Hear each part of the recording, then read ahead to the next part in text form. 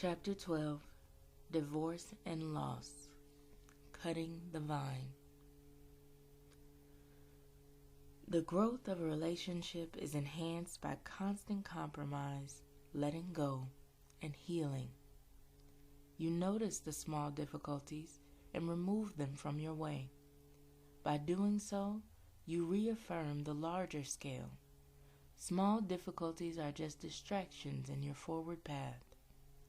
This understanding is one of the reasons why relationships are approached so differently in the village. It's also, perhaps, why in the Dogara language there is still no word for divorce. In the village, marriage between two people is like entering into a house with no exit. That's not the case in the modern world. There are so many options. If something doesn't work, change it. A situation stinks, go somewhere else. The multiplicity of options prevents people from dealing with the issues that could have made them grow. However attractive options are, this is their shadow side. They often hide the best choice, which is to stand up to things. One might argue that this is freedom of choice, but many of the choices we face are offered by people who like to get others into trouble or are still trying to define themselves. Many terrible decisions have been made on behalf of freedom of choice. In sacred matters such as relationships, how free are we when we cannot build the kind of relationship we want? How free when we cannot belong to what we want to belong to? Many couples in the West will break up rather than deal with certain problems. Unresolved problems do not just disappear because we walk away. They will show up under a different face in our next relationship. Every time we move on, we take the ills of past relationships with us to the next one until we finally wake up, bring closure to the problem, and begin the healing process. There isn't divorce in the village because of the way people see things. People there cannot conceive of intimacy or marriage outside of their spirituality, without the guidance of spirit. When you have a spiritual base and the support of friends and family, things work in such a way that the couple is constantly held and given energy. They have enough support to draw strength from. They are not just defending their limited resources. Divorce is a foreign concept in the village, but in the cities of Africa, it is a serious social issue. People in the cities do not marry because they have a tradition to uphold or because they have a purpose to achieve.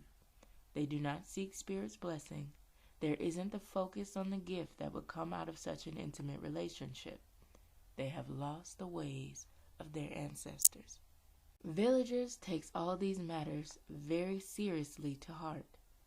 Also, because the elders arrange marriages, it takes the pressure off the two people. They don't have to be totally responsible for their relationship. Everybody shares responsibility. Their relationship has to thrive for the village to benefit from its gift, and so the whole village takes it personally when the couple is suffering. People will do anything in their capacity to make the relationship work.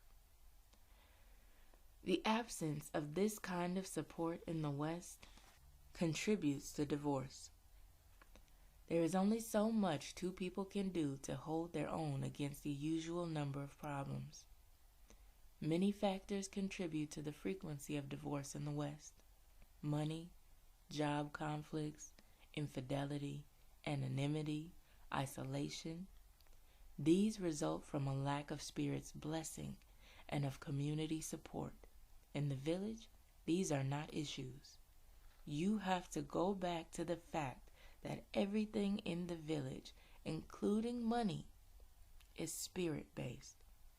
It is only when money is taken out of its spiritual context that it becomes this huge giant that we have to struggle with. Money was originally intended for spiritual usage. It was taken to shrines and placed there as an offering.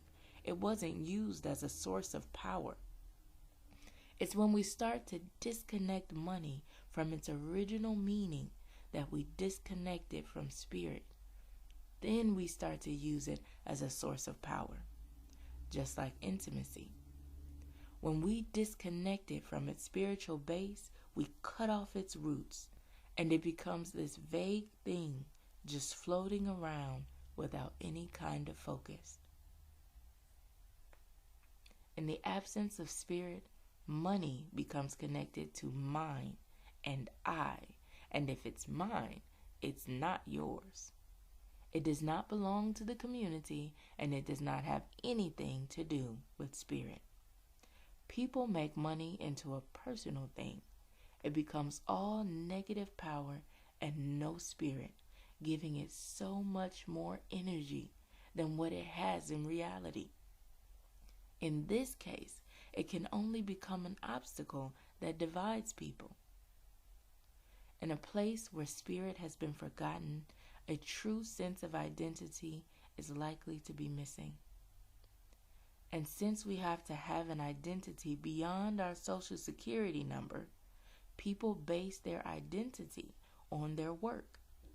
Many people cannot separate their identity from what they do in their professional life.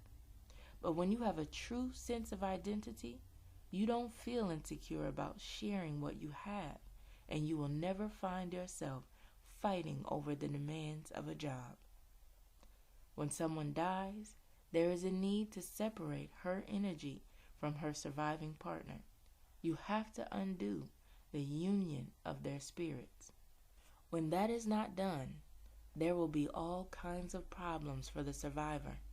He will experience a great loss of strength, and it becomes really hard for him to get himself back together. There must be an acknowledgement that death has taken place and that the other person does not have a body anymore. It is in a way like when a woman gives birth. The woman and the baby have been bound together at a physical and spiritual level. Now, the umbilical cord needs to be cut for the baby to survive on her own and for the mother to replenish herself. When the umbilical cord is cut, it does not mean that the bond between mother and baby is gone. They continue to bond, but the baby's life support source changes in order for it to survive. When one partner dies and there isn't a ritual to separate the couple's energy, it means that although the dead partner has crossed over, the spouse still has to deal with the energy of their intimacy as if he or she was alive. This can be very disruptive, even deadly, because the energy is not moving at the other end. It is very important for a surviving partner to release every ounce of grief she feels at the funeral. Grieving is not synonymous with being weak. It is a source of strength, love, and power. It is a sign that the relationship had something valuable and irreplaceable in it.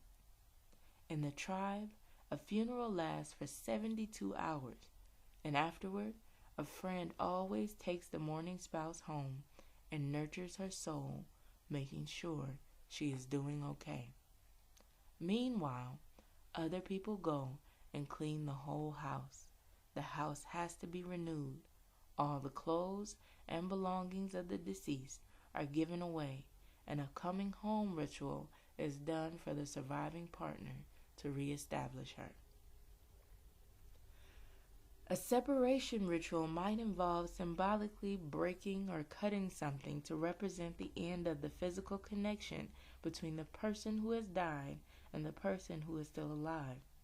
The surviving partner can tell the story of how they met, how spirit got them together, the kind of spirit that came out of their wedding, about the rituals of marriage, the story of how it began and how it ended, and how they feel at the moment. Is there a void? The community members, friends, and family can also share their memories of the deceased and describe the kind of spirit that guided their relationship and how special the departed one has been for them. They then acknowledge the separation and that the physical part is over. After the acknowledgement, they can welcome the surviving partner back home as one who has lost his mate and yet is still communing with her in the spirit form, as someone in the process of regathering his energy. It is the beginning of a new life. When the grieving is complete and the umbilical cord between partners has been ritually cut, there is still a connection. The spirit of the dead person will always be with the survivor, but it will be present in a way that it will be beneficial to both parties. People in the West are often fearful about letting go of a departed one. They are afraid that without the presence of the body, they will not be able to relate to the deceased again. But this would be so only if a person did not connect with the loved one at the spirit level before his or her death. Although the body goes away, the spirit always remains. In the West, a separation ritual can be helpful in the case of divorce. Sometimes souls, when they're brought together, commune at such a deep level that if the couple do not decisively acknowledge the split in this way, it's hard for them to keep going. In an indigenous context, to symbolize the separation of a couple by death, we might use a half-dead vine, a branch on which half the leaves are still green and those at the other end are dead.